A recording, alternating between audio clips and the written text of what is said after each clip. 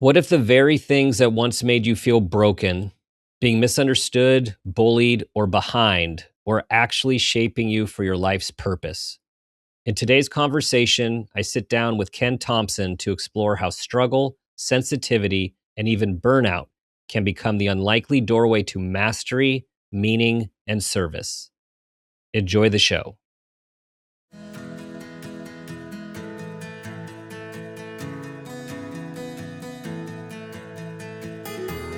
Welcome to Make It a Great One with Dr. Dan. I'm Dan Peters, psychologist and leadership coach. This show is all about bringing hope, connection, awareness, and wisdom through meaningful conversations that inspire us to be better versions of ourselves and have a positive impact on humanity. This is your space to pause, reflect, and reconnect with who you are, what you care about, and who you want to be. We have this moment, this day, and this life. Let's make it a great one. Today, I have the privilege of speaking with Ken Thompson. Ken is an award-winning music educator, pianist, and entrepreneur. He's the founder and CEO of the Musical Arts Center of San Antonio, known as MACSA, one of Texas's largest community music schools, serving over 1,200 students with a faculty of nearly 50 teachers. A graduate of the Eastman School of Music, Ken built an acclaimed performing career as a soloist and orchestral pianist from the San Antonio Symphony before shifting his focus to empowering the next generation. His students have performed at Carnegie Hall, appeared on NPR's From the Top, and gone on to study at Juilliard, Eastman, Oberlin, and beyond. Ken's teaching philosophy integrates artistry, mindset, and performance psychology, a framework he now shares through workshops and coaching for teachers and performers. He hosts Journeys, a MACSA podcast featuring conversations with artists and educators on creativity, purpose, and performance. We get the themes, they're all coming together here. Ken has been featured in Rolling Stone UK, USA Today, and Success.com, and has received multiple honors, including Texas Music Teachers Association's Pre-Collegiate Teacher of the Year and Lifetime Achievement Awards. He lives in San Antonio with his wife and their son. Ken, welcome to the show. Dan, thank you so much. I'm so excited to talk to you today. I just have loved your show. I love your energy. I love your purpose.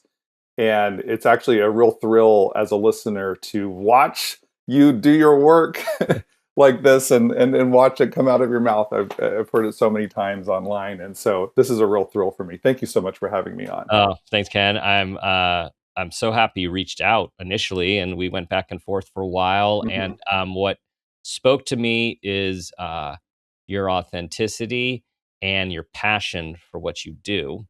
Hmm.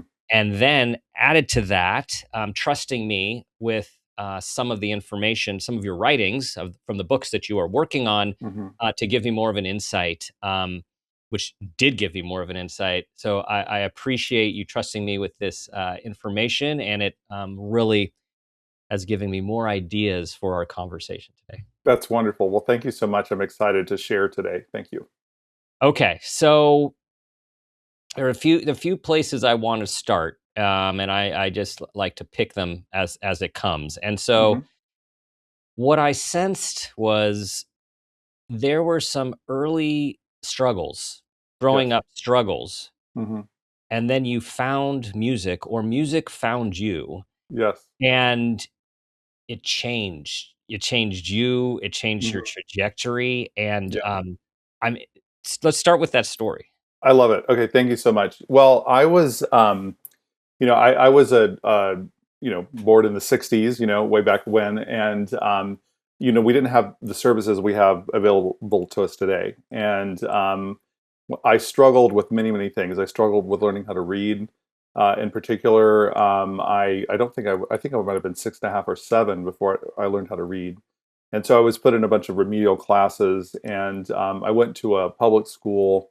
Um, for a while, but frankly, what I was spending most of my time doing in the public school was avoiding being beaten up by the other kids who were bigger than me. Mm, So my focus was on escaping being yeah. bullied. I'd walk to school and walk home, and I would take different routes, to avoid violence, against myself. So that's kind of where my head Mm, was at. And they really didn't know what to do with me, and I really didn't know what to do with myself. My mom was working very, very hard And so I was watching like 8 hours of TV a day. I hate to admit it, but You weren't I alone. watched. You weren't alone back then. No. Okay, yeah, I watched. I spent a huge amount of time on my own and whatnot. But anyway, I at some point. Oh, and I should also mention, because I think this is pertinent to some of the things we're going to talk about later. I had like no coordination, no physical coordination. If a ball was thrown to me, I would go like this. I could not. I remember very them tossing the ball and trying to like, okay, here we go. And literally, I could not catch it. And I remember it hitting my chest, when I would try to catch it. I know now what I was doing. I was overthinking, and I was sort of putting a huge amount of pressure on myself to catch, because they had some of these adults had reached out and were concerned about me. But anyway, at some point, though, a bunch of jugglers showed up at our school, which is kind of a crazy thing to even say.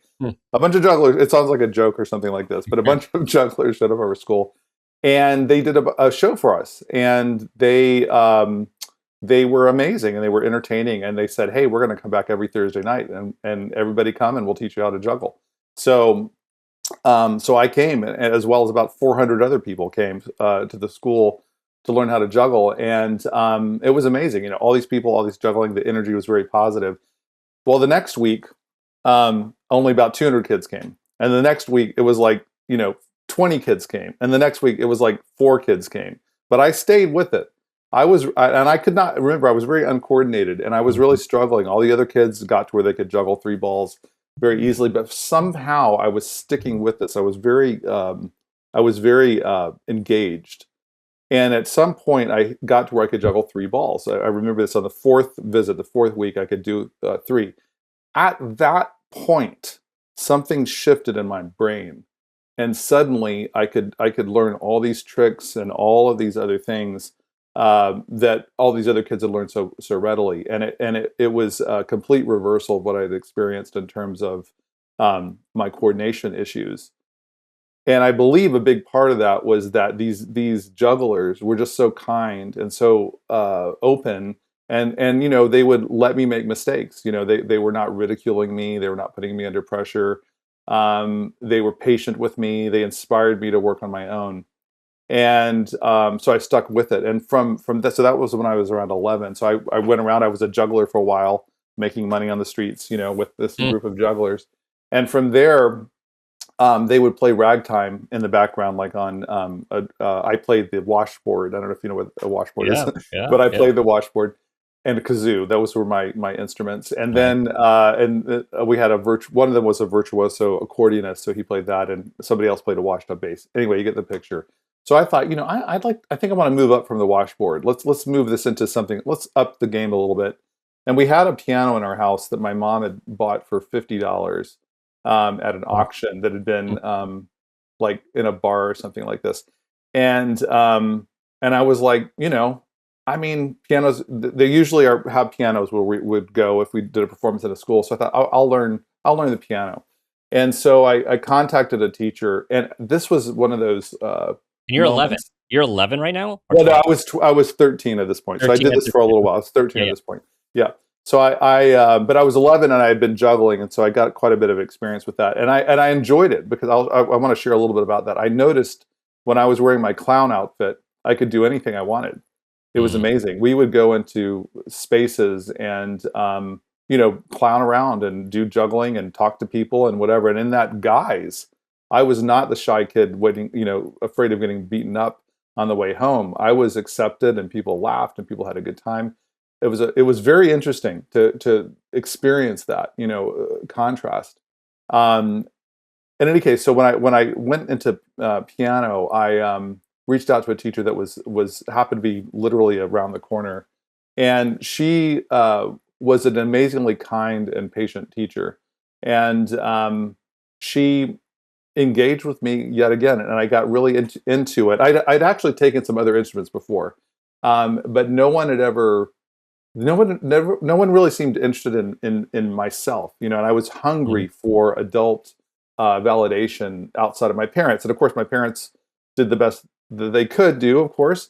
But I think we all need sometimes the validation outside of our parents. And so she was very patient with me. And then I for whatever reason, picked it up very quickly. And then about 6 months into the lessons, had an experience that sort of transformed my life, where I heard this amazing piece of music and I could really relate to it. And I was like, that's what I want to do someday. I want to play like that. So. Mm. Okay. I only knew a sliver of that story. Okay. That is great. So I have a few thoughts and Please. comments. Yeah. Yeah. One, what that juggling did for you, I mean, it did so many things, but back then we didn't have something called sensory integration disorder or now Mm, sensory processing disorder. right. Um, and which is, as you described, when our movements aren't going together, our coordination, our Right. equilibrium, like Right. it's our parts of our bodies aren't connecting. And so what do we do nowadays? We have kids go to occupational therapy. And what do Yes. they do in occupational therapy? They learn how to coordinate and get in touch with their body and their mind and connect everything Mhm. together. And I'm just going out on a limb and saying that's what juggling did for you. You I basically had the yes. experience of it connecting those Hmm. parts of you that were had not yet connected. The other thing, what a wonderful environment of affirmation and play Hmm. um, with the jugglers and the clowning Right. around. Right. So this also now leads me to now I also have so much more insight to your approach to teaching and why you Hmm. care so much about the relationship and Yes. the safety Yes. Yes. and with those dimensions are absolutely essential. And as we'll talk about, they're necessary, but they're not sufficient. But they are completely necessary Hmm. for you to, first of all, for you to have been taught and for how you have gone on to teach and to teach teachers. Yes, indeed. Actually, thank you for saying that. I'm sure that I never could have learned piano as quickly as I did if I had not been a juggler. There's no doubt. It was such a visceral, almost. I can remember it so very clearly. I learned that moment happened. My nervous system finally figured this stuff out. It was Mhm, almost like before my head was one thing and my body was another thing. mhm. This is kind of what you're describing. Yes. And so then when the I mean, the balls are going back and forth across the center. I mean, it's all sorts of, you know, Right. very brainy stuff, Right. Well, and And cross lateral movement, which is there we go. That's yeah, exactly, yeah. yeah, That's the. You're a yeah. doctor. That's what the words you use, of course. Anyway, so that's exactly what occurred, and I'm sure that I would have learned piano had I not had that experience, Mhm. because it was then, and that in combination with the validation. So I would highly encourage people. I still encounter people. We'll get into this maybe more later, that have that strange relationship with their bodies, Mhm. where at the instrument, of course, a lot of people at piano, they intellectualize. Their intellect is so powerful that they can kind of make it work, and yet there's a disconnect between their bodies and their nervous systems in some ways, and they're Mhm. not able to control it. And so it's something that we still see out there, but a lot of people adapt around it, and don't solve it in a way. But we'll get to that more later. Yes. But yeah. Yes, we will. And continuing with the story, Yes. when we were initially corresponding, Hmm. you had mentioned being misdiagnosed. Yes, So you're I right. was fascinated with that as well because Right. obviously when you talk about um, late to read, late to write, Yeah. there's different diagnoses that I think about. Right. So what was the so you had to have a diagnosis to be misdiagnosed, or sometimes we call it a Well, misdiagnosis, like it never mm, even I happened. think it's more missed. Yeah, I Yeah, think at the time what it was missed. yeah, MISSED. They just were like, "What's going on with this kid?" yeah, right. He's not learning. He's not picking this up. And I will share with you, I had a kind of a traumatic experience with a reading teacher who basically would just yell at me when I wouldn't learn, when I wasn't learning. So they would yell at Yeah, me, and that was pretty traumatic. A little right. 6-year-old kid Yes. getting yelled at for not being able to read. I was obviously frustrating this person, but that what happened was they kind of, I think what they were trying to do was lower the bar for me so that I could connect in some way. And this was I mean the times we were back in the day. I mean we were controlled with slaps and hits Mm-hmm. with rulers and things like that. So I mean it was not a fun place to be. And what actually happened was at some point I got tested, Mm-hmm. and then got a different diagnosis. Then I got moved into a class. This was around like 10, 11-ish, around the time the juggling started, Mm-hmm. where I got to be in a class with accelerated students, and that was also a very critical part of my life. Um, So so they learned that you were actually really bright, yes. and you had a learning difference, but we didn't call it that back then. Right, right, right. I mean, this is amazing. I'm gonna go ahead and do this right now. I Yeah. I read this book. Okay, this book, and you say this in this book. This is your Bright Complex Kids book. Um, how many people who read this book will say to you, "This you're talking about me here," Mm-hmm. and I did the same thing, and I have my son also shares some traits with this, Yes. and the amount of tools that are available today are just amazing, Yes. in any case, I would say that yes, I was identified, I was put finally into a class that met me. I was able to kind of begin learning in a direction. And another thing that happened to me when I was 13, at the time I started piano, I actually changed schools. I was afraid of going into the high school in our system because the bullying was supposed to be even worse there. So Mm. I reached out to a private school in the area on my own and made an appointment with. I don't even think I told my parents I did this, but I made an appointment with the admissions people and got an interview, and then shifted schools. That all started to really change. The point being that once you find where you need to be met, right? Mm-hmm. Once you're being met, there is really you really have an opportunity to finally grow into your potential. And I had that experience of not being met Right. and then being met. And part of that is your own experience emotionally and your validation or non-validation. And part of that is what resources you're given to then address those Mm-hmm. strengths and deficits that you might have. Well, So this shows your initiative at an early age, right? So right. I just want to acknowledge this in my head. I want to acknowledge that, like it hurts my heart to think of you Mm, bullied, and for everyone listening who's been bullied or have family members who've been mm, bullied. Um, it's terrible. It mm. impacts self-esteem, self-worth. Yeah. It can create mental health issues. It leaves scars, right? Like, Yeah, this for is so many sure. years later, there are scars. And so Mhm. I just want us to acknowledge that, and what anyone can do to help a bullying situation, whether it's in your work environment, whether it's in your school environment, your Right. kids' environment, do something. Do something. Yeah. Um, you you show this initiative. So the initiative, and I want to say the perseverance, because that also, of course, comes out in your career, but also Mhm. in the tenets of your teaching, which Mhm. is, you show up for juggling and you keep going Mhm. back and you keep going Right. back and you keep going Right. back. And it wasn't easy at first. And so No. there's tenacity. Then you go without telling your parents, you take initiation, which is resilience, Mm. and you Mhm. you initiate a school transfer Mhm. based on, like, A, survival, but B, Yes. also looking out for your, like, you trusting your intuition about where you Mhm. think your needs will be better met. Mhm. And Mhm. then let's move on to, Yes. the process of becoming a concert level pianist, getting Yes. into a highly acclaimed music program. Right. That obviously takes a considerable amount of Mhm. dedication Mhm. and perseverance to Yeah. do that. Yeah. Yeah.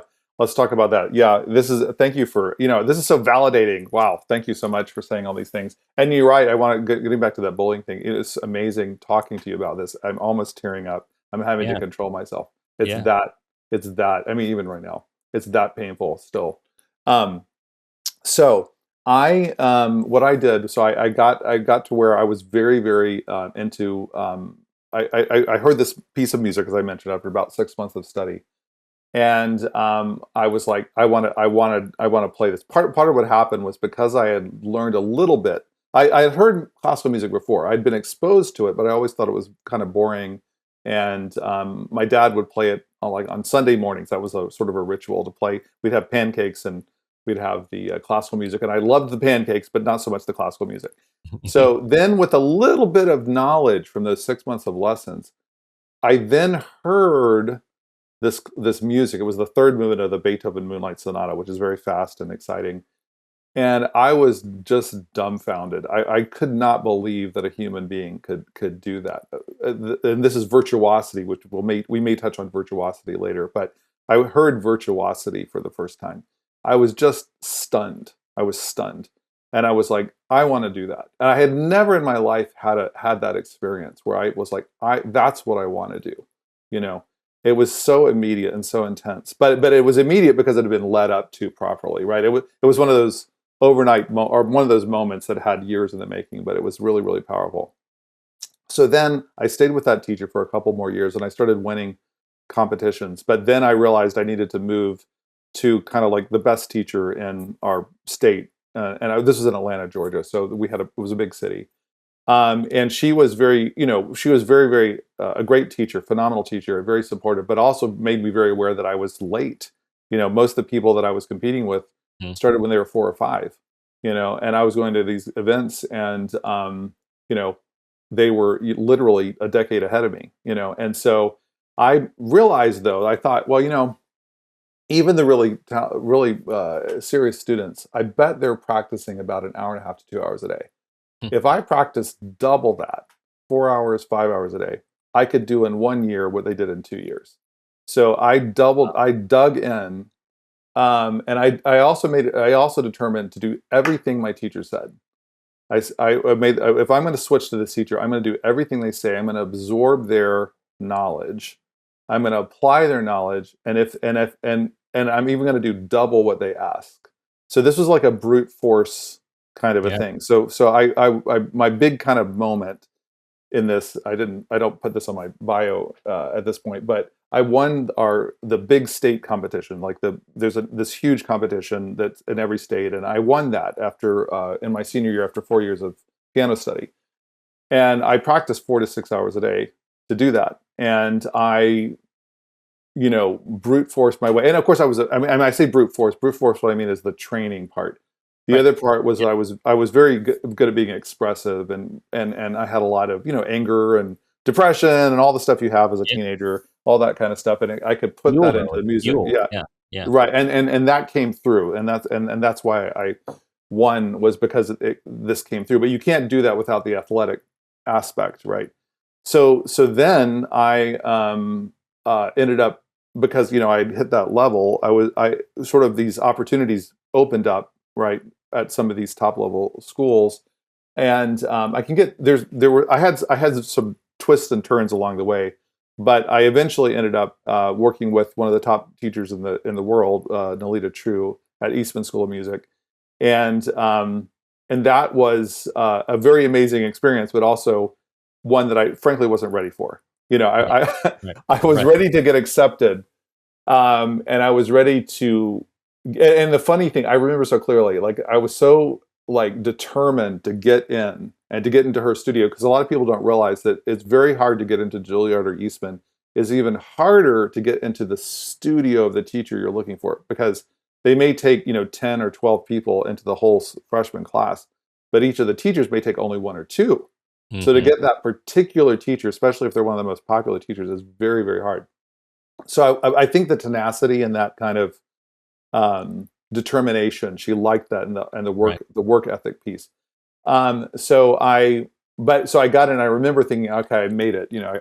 But I was so naive, because as hard as it is to get into Eastman, it's way harder to get out of Eastman. You see, way harder.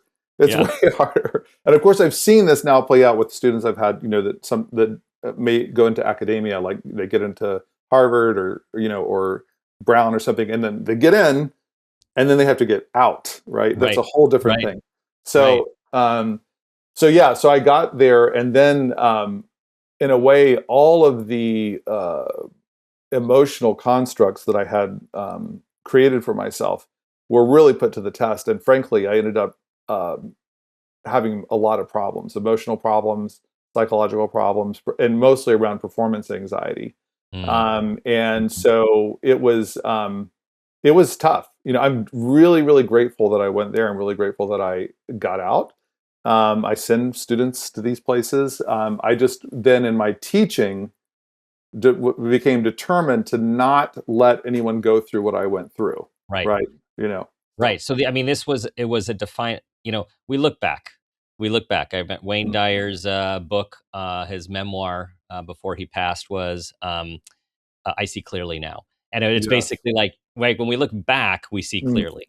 And so all of these experiences have led to where you are today. Right. And defining it. So hero's journey, I know you have a little bit of Campbell Yes. in your book. Yes. So like when you think about like the hero's journey, so you've had a few of them, right? Like we've already heard about one of them, and then now there's another one I'm leading you to, or you've led us to, that I'm hitting on, which is here was now your focus is to be a world-class concert pianist, and it's you accomplished it, and it crushed you, and it wasn't what you wanted it to be or what you wanted to do. So now, as you write, you are now you're burnt out. Yes. Now you're burnt out, like looking at the face of another mountain. Right. And this is the beginning of your next double down commitment of what you are going to become, the best among the best teachers that there are. Yes. Yeah. Thank you so much. I want to mention a couple things about exactly what occurred with that particular mountain. So when I got burnt out, I happened to get burnt out at a very inconvenient moment, which was that I literally had one academic class and my senior recital to perform. That was it. And so had I not climbed this mountain, I would still not only would I have to tell everybody that I, went to Eastman and didn't make it, I would also have to have all of the student loans. I mean, I had some scholarships, but I also had loans. I would have had to start something else. It was quite devastating. So I took about a year off, and I'm very grateful to my roommate. I was so determined. I was so upset, that I wasn't going to do my last academic class. And he just said, and it was one of those situations where I was losing a grade every day that it was late. And at that point, like the top score I could have gotten was a C. He said, "Ken, just write the paper." So I was up all night writing this paper, got that done, kind of escaped Eastman, and then fell in love with piano through the help of another teacher, came back and did my recital, played well, hero's journey, yay, all the stuff falls down, all that kind of good stuff. But it was stressful. There was a lot of stress to stay out of my head with that and perform. So anyway, so one of the things that was critical in this time was I realized that you can distill from your dream some things that are more measurable and more attainable when your dream is showing you something, when you realize your dream and reality don't match. And this is so here was the issue with this. So I had this fantasy. What is the fantasy? I'm going to be a concert pianist. I'm going to travel the world. I'm going to play all this music and I'll get applause. I mean, and basically my big mistake with all this was I was trying to be a concert artist for my own self-esteem and attention. I mean, this is like the worst idea ever. Okay. Like enter a super competitive field where you literally have people called critics that come to your events, right? They're called critics, for crying out loud. Right. And then attempt to get some sort of like self-esteem boost from that. It's really a you're not alone on that. You're not alone on that journey. Fair enough. Fair enough. So I went in for the wrong reasons. I went in for validation, which is, and I'm kind of talking down on Eastman here. I want to also emphasize the job of Eastman is not to nurture. The job of Eastman is to make it so that when you play a concert, it's easier than being at Eastman. Okay. So they did their job, and I'm grateful creating to them. Diamonds. They're creating diamonds through pressure. Exactly. 100%. 100%. And so, and I've used that experience, to that I survived. And if you're ready for it, it's amazing. That's the key thing. But what I realized too with this time was that I could take this dream of being something elite, something challenging, something that would give back. Because I also wanted to do that. I had that heart to give back, and I realized I could change how I reached that dream. I could distill out. I want to do something elite. Concert pianist is elite. I could just do something else that's elite. I want to give back. I want to do something where I might be able to travel. I want to do something that involves people. I want to do something that involves this art that I love, right? And I realized then that if I thought of teaching in the way that a conductor thinks of conducting an orchestra, that now teaching is a performance art. And that was a key realization. I mean, a conductor, people sometimes rag on conductors a lot because they just, wave around the thing. It's actually very, very hard to get up in front of a bunch of musicians and to do that really, really well. And I realized that teaching can be like conducting, and where you're bringing your art, your masterpiece is built in the other person you're working with. And your masterpiece is built in them growing and thriving. And that is where your art is living. And so that's why I decided I would be among the best teachers, which is another kind of an issue. So I specifically say among the best rather than the best, because that's the important. Best is a very dangerous. It is very dangerous, and it's also kind of impossible. And who's the best basketball player? Like the debate. The debate goes on. Yes. Right, exactly, and it always is changing. So among the best, I think, is quite reasonable, though. Yeah. Well, it is a very high standard to be among the best, and I do think it's a healthier mindset for those of us perfectionists and recovering perfectionists, which is like to seek perfection. The number one. God, the pressure that goes with that. And I remember a former top female U.S. tennis player, when she took a mental health break, she basically said when she would win a championship, there was no joy. It was just relief that she didn't fail. Right. So that just really embodies many of the mindsets of those that go to the top. So I think that's really healthy. What I also want to comment on is I pulled out what you just said too about conductors bring out the best in others, creating masterpieces in others. And what you did was you totally validated and gave honor and respect to the conductor and the teacher. Right. And in society, people give different values to different, like the player over the coach, or the, the musician over the teacher, or over the conductor. And you're like, no. Like, this is among the most noble and important jobs that we actually have in society. Right. Which goes beyond its teaching, it's supervising, right? It's taking it seriously, taking the job of teaching and conducting seriously. Yes. That's key. I think the part of what I also noticed in this time was that anytime I started teaching a little bit, during some of these challenging times of my life, and I noticed that whenever I would teach, I would get done teaching and I'd feel like kind of happy. And I was like, why? And then I would almost immediately convince myself to be depressed again, because I'm like, you're supposed to be miserable. I'm supposed to be miserable. Yeah. I remember, this relationship is failing, and and I'd be like, okay, I'd get back to misery. But I was like, wow, that's really weird. Like when you put your psyche into someone else and you give to them from your heart and your mind, you feel a whole lot better. This was amazing. This was similar to what I felt on stage when it was working. I mean, I did love to perform. I did love sharing my heart on the stage and being that vulnerable. And then I started realizing that I was having that potentially when I did lean in hard and seriously to my teaching, that I had that experience. It was not maybe quite as high. The high wasn't quite the same, but it was a beautiful, peaceful high Hmm. that I was like, this is something. There's something here. Yeah.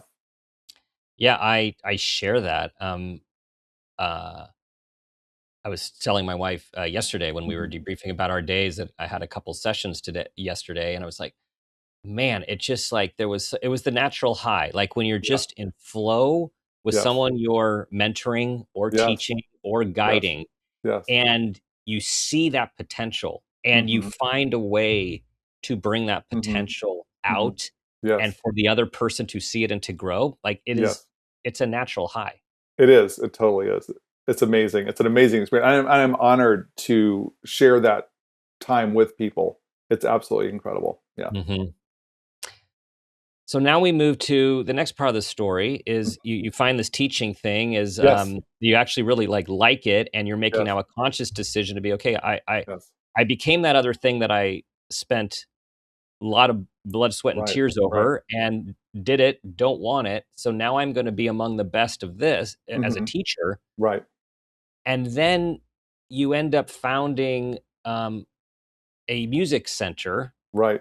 which, as I Right. heard from this other podcast, that you founded just after Google. So, I mean, this has been going Right. on, right? Like Right. 25, like I know. over, I know. We're not nearly financially successful as Google, I must admit. but Yes. you have the same colors in the background, That's actually. true. That's You true. do, you That's do. right. Right. Right. Right. Right. So then Uh-huh. there's the entrepreneurial journey, Right. um, Right. Right. which I share. I'll just say for Yes, I myself, know. I know the yeah, but Summit Center. Yeah. and it was Hmm. yeah, but and it was from it was based in passion and purpose, not Hmm. in business expertise, I could say, Dude. Oh right? my So God. I'm You are wondering so on track for that. about your journey. Yeah, Wow. That's yeah, exactly the same. Yeah. And it's hard. It is hard out there. I got to say. I mean, yeah. you're passion driven business and I'm a passion driven business. And I, at one time, I often will liken, businesses to the human body. You know, we have head, we have heart, we have skin, we have blood, and we you come into it with passion, heart. You're thinking. You're a creative thinker.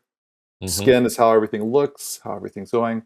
But what's really tough for us is the blood. The blood is the money. The blood is the financial side and all the those kind of details. And maybe you're different than myself, but I a financial genius. I am not. I mean, at all.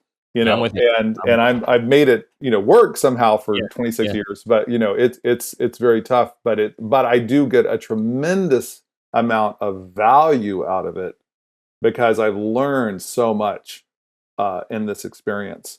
And we'll touch on that hopefully in just a second. But I'm going to give a short version of how I got yeah. through all this stuff. So when I started thinking about being among the best teachers, I'm like, okay, what does that even mean? You know, and one thing that's really critical is that your students should be getting a lot better, right? Like this is something that it's sort of obvious, but a lot of people don't think about that. Like your students should actually be getting better, you know, even if they may not be motivated, if they're underachieving, that you should ideally, because this is private, right? You should be able to reach in and guide them somehow. So I taught for 7 days a week for 6 years. I would take a day off every 100 days or so, and when I taught Man, those the days, discipline, man, yeah, the yeah, it was discipline that you crazy. have. Yeah. Well, and what I did was because I wasn't practicing, so I used to practice. I mean, at Eastman, I was doing like 7, 8, 10 hours a day. So I just taught instead. Okay, Hmm. and so I remember, I used to like make snacks for myself, and I would rest. I would stand and up against my refrigerator, standing up, and just close my eyes so I wouldn't fall asleep, and then I'd go back in and teach some more. And I would teach, on Sundays from 9 a.m. until 9 p.m. It was kind of crazy. I mean, I did a lot. Now, what I did was not just brute force though. I was experimenting and learning how to teach better. I of course read books. I went to conferences. I did all that kind of stuff. There was no Google then. Good Right. Lord, if there was YouTube, I would have been consuming all that stuff, right? Right. I mean, Right. this is 1999 is when we opened MACSA, so there was none of that. So I kept copious records, though, of every single lesson I taught with every single student. And Mm. I started sort of questioning, like, well, what if I tried this? What if I tried this? What if I tried this? How accomplished could I get someone who is maybe moderately committed? I mean, some people come in with more spontaneous skill. and I like to call it spontaneous skill.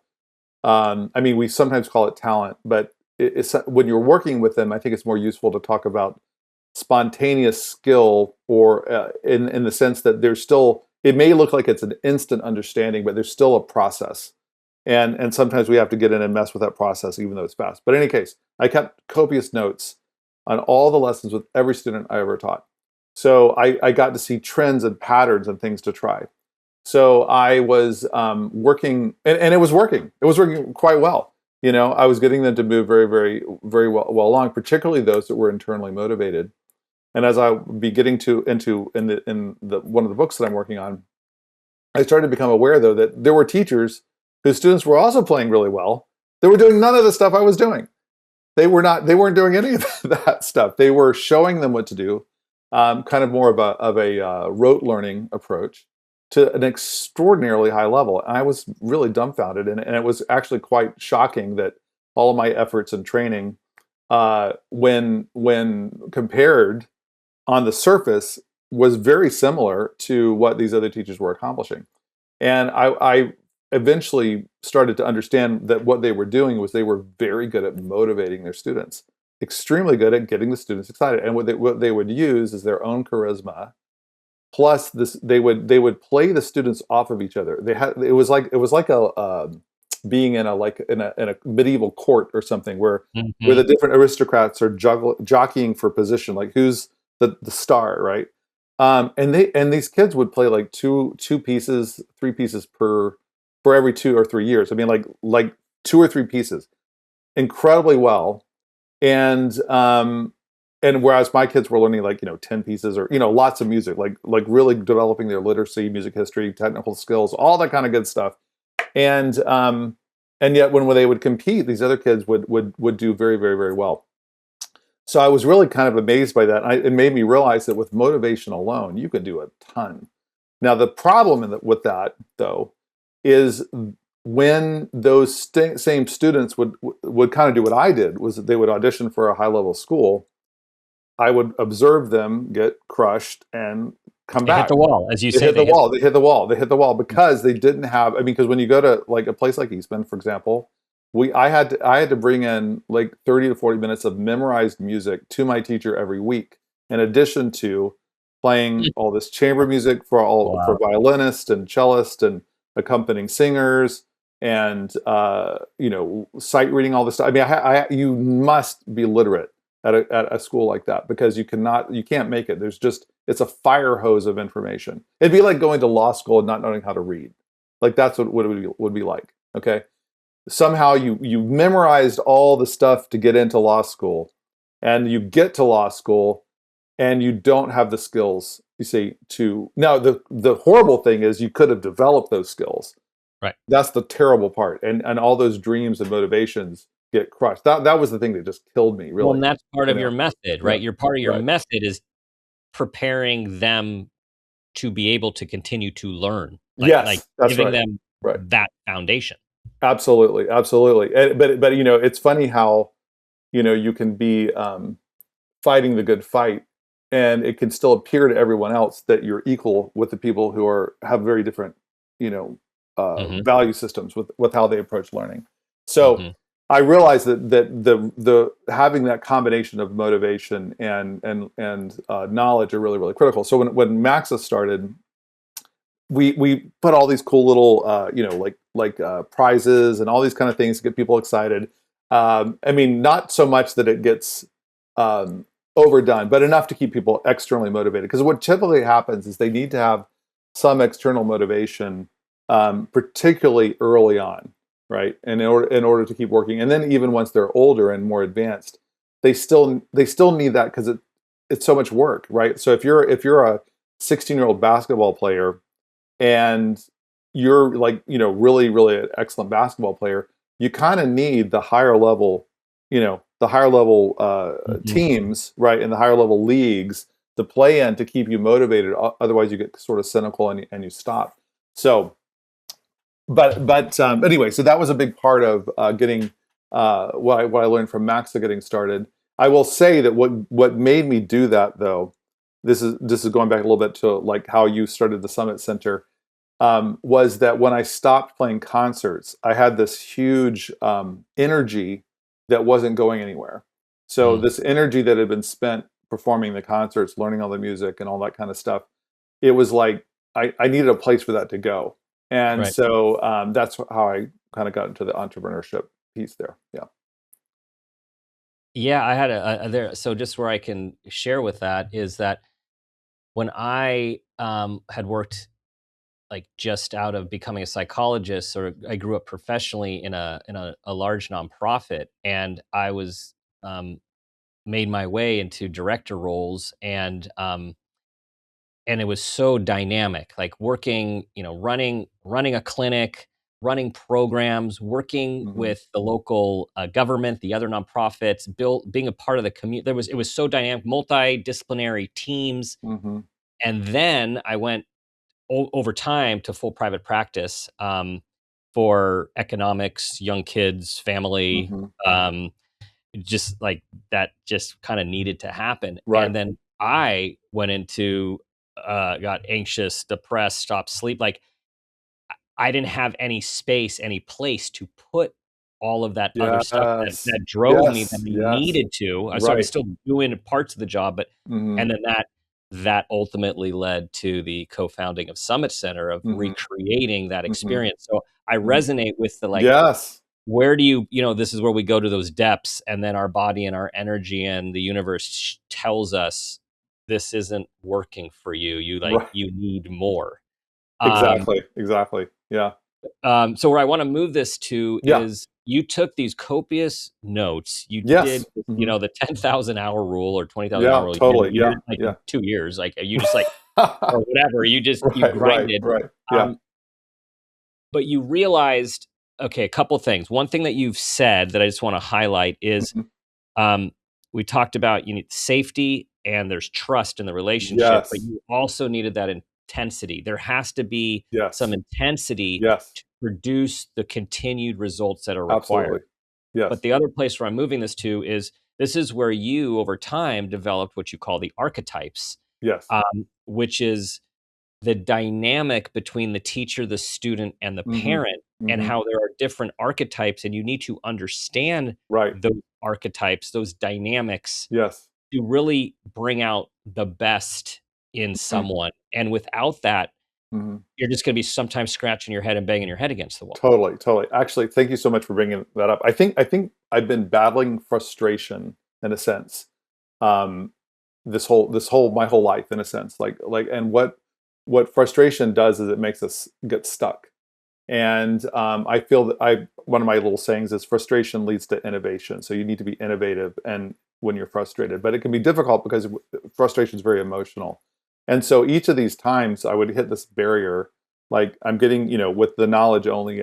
If a student was very self-motivated, that was perfect for them. And then the motivation piece, when the new school, well, then I had, we had that extra aspect, but there were still students and still teachers that were not connecting, that were not getting as far as they could. And we do these professional development seminars, and we have these teachers coming in from all over the country. These are people with masters, bachelor's, masters, doctorates, very well trained. I mean, at some of the top schools in the country. And I would see them. Some of them did, of course, very, very well. And then some would get very, very frustrated. They played very well, but then their students weren't really connecting with them and able to learn from them. So there was this disconnect between this person who has a lot of knowledge and the student who doesn't have as much knowledge, but they're not able to kind of connect, right? And so I started to realize that, because I do a lot of teacher mentoring and whatnot as well, is that one, people are still trying to teach in the what I'm going to call the real world, the way that they were just taught at Eastman, Juilliard, or wherever they just came from, Not and the it's real world. different, right? Yeah. It's totally different, yeah. And so but what we tend to do is and when we're trained so well, right, is when it's not working, we double down on it, right? We start, pushing it even more, right? And so I started to realize that people needed to make an awareness of what their own teaching archetype was, as well as the teaching archetype of the people they'd been learning from, so that they could have some maneuverability through how they interact with their students. And then we have students who also have archetypes. And then we have parents that also have archetypes. Yes, And we when you do. get all those dynamics together, Yeah. it's super, super confusing. And so what I sometimes talk about with this is, it's like if you're in the ocean and you, let's say you went to sailing school and you went to the best sailing school. It's just, but when you were at this sailing school, you may have gone into the ocean, but only in a group, only with your captain telling you what to do, right? And maybe you were learning in this like lake or this little cove where it's sort of safe, but you're so good at sailing. You're so good. You won competitions and stuff. Then you go into the ocean. And sometimes the ocean is beautiful and calm. The little seagulls, beautiful sky, right? And other times it's stormy and there's waves and there's sharks and there could be dolphins, which are pretty. There could be all sorts of things. And you don't know these waves are coming at you from all these different directions. Now, if you know that certain weather and certain conditions and certain waves come in certain places and situations, you know how to maneuver through those waves, right? You know what to do so that you can stay upright and you can keep sailing. And this is what I feel like we're facing in the real world. We have parents that we don't even see. They'll come to the first meeting, and then their nanny will drop them off all the rest of the time, and they never return your texts or emails or whatever. We have, of course, some. I mean, I'm kind of ragging on the ones that are challenging. And you have some parents that you see too much, I imagine. Right, exactly. I mean, I want to be fair here, and I also want to be fair that the people that are doing this are also human beings, right? And they're also children. I mean, the parents are children. I'm a child, and so we're dealing with our own stuff, right? So I'm not trying to over rag on them, but I do think that what happens is they inadvertently cause all these problems that go against what they're trying to accomplish with their children, And so the teacher, at least if they're aware of these different archetypal patterns and also know what kind of archetype they are, they have a way to maneuver, you see, because what a lot of them will do is they will, some of them do very, very well, but some of them will escape back to academia. And it's very attractive at academia because one, it's prestigious, you know how everything works, you know whether you're doing well or not. There's a very clear structure of what to expect, right? Can I actually add there too? This would be this assumption. Is there also, if you go to academia and the student is not progressing, is it more easy that it's just the student's fault, not the teacher's fault? Yes. Right? Oh, dude, that is so right. That's so different than in the real world. Oh my God, that is exactly right. That is so true. That is so true. Yeah, we are so quick to be blamed for any problems. That's so true. Yeah. It's like in the old models of psychotherapy was when the patient or the client is not progressing, it's because of their resistance. Like that's the only reason. Right. It's their resistance, their fault. Right. It's their fault, right? And that's so true. And one of the other things, and I'm so glad you mentioned that, because one of the things that I wanted to do with this book was that, there's all these cool books on how to teach and student modalities, and thank goodness they're all there, and all this stuff about curriculum and everything. But there's very few books that turn that lens, which is very student focused, to the teachers themselves. Mm-hmm. They don't want to read about that. I'm actually a little bit worried about this part of it because some of these archetypes are not very flattering, and but they do exist. And my challenge to people is, if you're not happy with your archetypals, well, then change your archetype, like shift, learn some things. But I think that is a big shocker. I've gotten the stunned experience, and I remember this. I have all this knowledge and all this stuff to offer, and the awareness that somebody, not even that they don't care, they just don't know even how to approach understanding what you're offering to them at that point. Right. And it's quite a shock. Right. Yeah. All right, I want to push you and validate you here, which is I understand what you're saying, like how is this going to be received? And it makes me think of a recent guest, Mita Malik. She wrote a book, the It's basically about bad bosses. Like Mm-hmm. the boss who emails at midnight. I'm getting the title Yes. a little bit Right. wrong, but Right. or Right. oh no, like the devil who mails at midnight. It's a Oh, I great love title. it. That's a great Okay, and title. it's all every chapter is about a Mhm. different kind of bad boss. Yes. Yes. Yes. But Yes. Yes. here's the Mm, angle. mm, She put it out there so she could look at herself as a boss and everyone else as a boss to mhm. learn and make sure that they are being good bosses and not There bad we ones. go. There we go. That's And true. so I Yes. wanna, like, offer that angle Thank because you. it's a Thank you. great book, and I think that, there is a place for this because Yes. as again, what little that I've read is that you're explaining dynamics which Hmm. keep success from happening, Yes. and the vast majority of people who teach or coach, Hmm. they want to bring out the best They in do. their student, Right. That's exactly and right. so Yeah. that's the point of what you're Right. doing. Right. Thank you for that. I appreciate it. I'm in that phase where it's the self-doubt monster and all those little crazy things from my youth are creeping up and I'm having to keep them down. And I appreciate that very, very much. And that is true.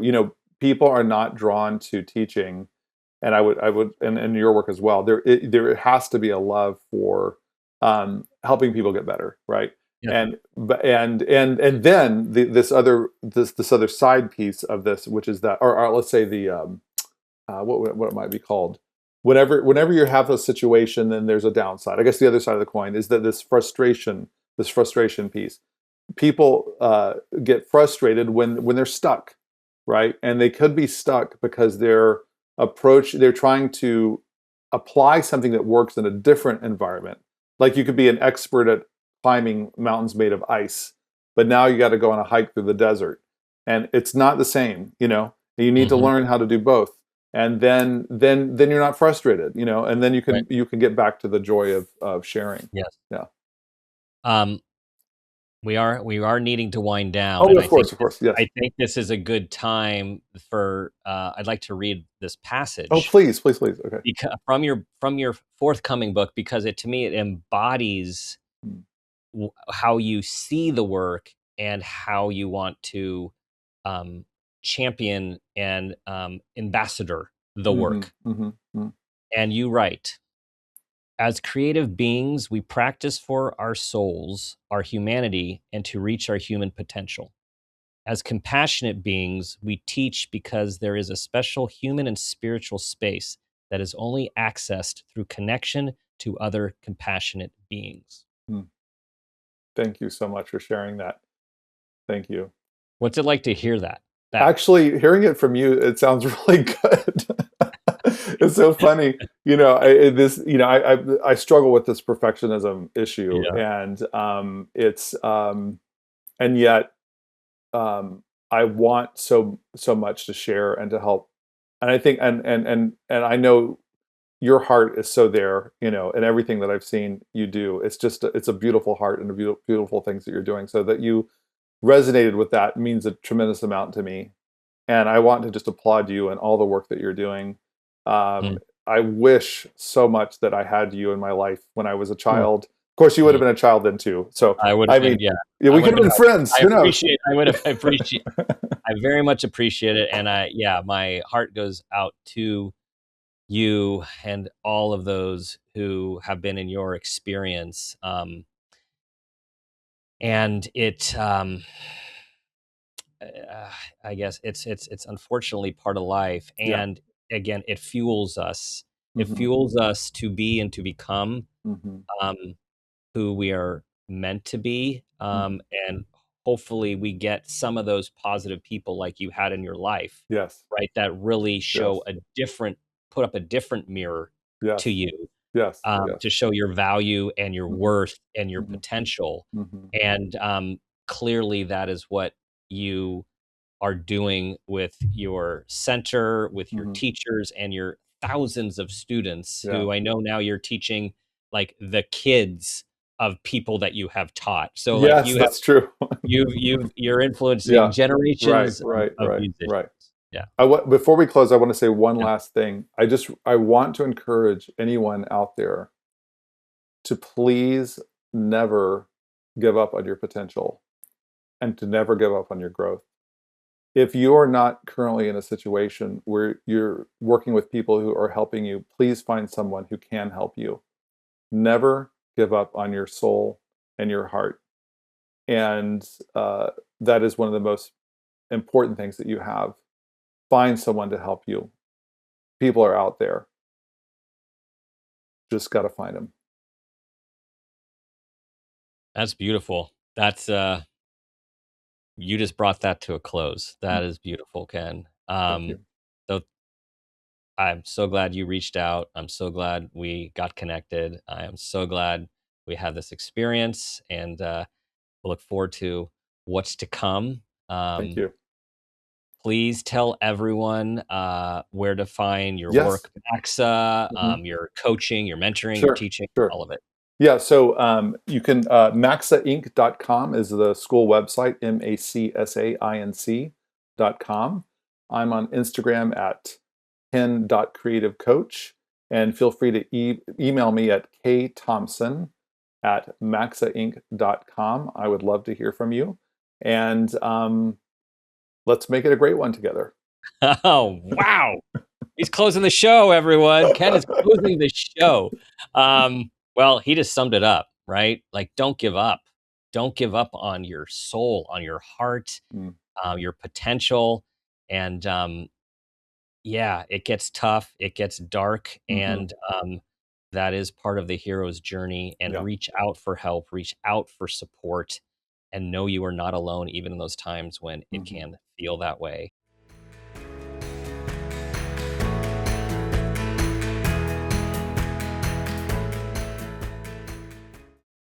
Ken is simply passionate about teaching, about bringing out the best in his students, and about teaching others the way that they can do the same. Here are 5 key takeaways from our conversation. Number 1, being late doesn't mean being lost. Growth unfolds when we're finally met with the right environment, not when we're forced to fit the wrong one. Number 2, safety and intensity must coexist. Real development requires both psychological safety and disciplined challenge. One without the other falls short. Number 3, your dream may evolve, but its essence remains.